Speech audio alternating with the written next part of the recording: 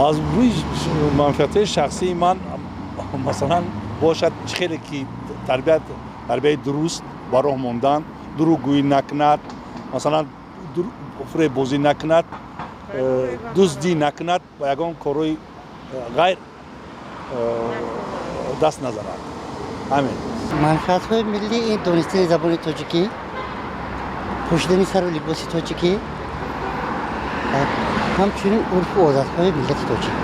یعنی فرزند شما باید همین البته منفعت‌های شخصی خود شما کدام هستند؟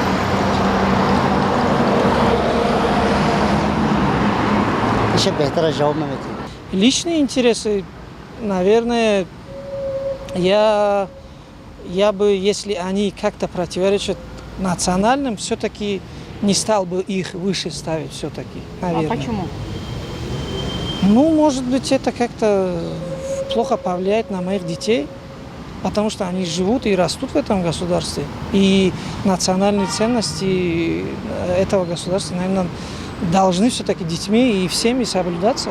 منفعت‌های ملی این وقتی که فرزند مثلا من فرزند تربیت میکنم که فرزند من پگاه یک مثلا یک دانشگاه دخواند برای آینده برای مثلا برای جمعیت یک منفعت نوک باشد مثلا برای خلق وطنش خدمت کند منفعت‌های ملی منفعت‌های شخصی من نمیخوام که فرزند من در خانه شیند فقط برای من خدمت کند کار خانه من نکند منم هر یک مادر میخواد که فرزندش یک آدمی با ابرو شود یک دانشگاه تمام کند یک کارگر نقش شود مثلا خلق وطنش به خدمت کند اون هر یک مادر امید دارد که فرزند شما بالاتر میحسابید منفعت ملی کنیش برای که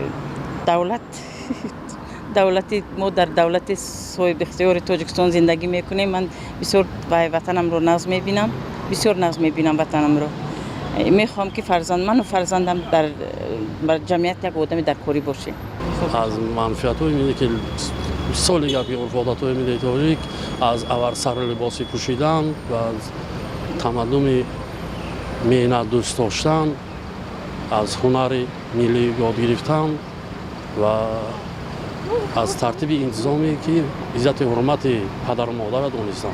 منفعت‌های ملت این یکم علم و معرفت. ملت ما باید به علم و به معرفت باشد. ملت ما پیشرو باشد. تکنیک و تکنولوژی زمانی را از خود کند. و این بر راه مانده می شود وقتی که هر یک شخص به همین کار مشغول است. هر یک شخص کوشش میکند که با همین برای آبروی ملت برداشتن با علم و تکنیک زمانوی با علم و معرفت زمانوی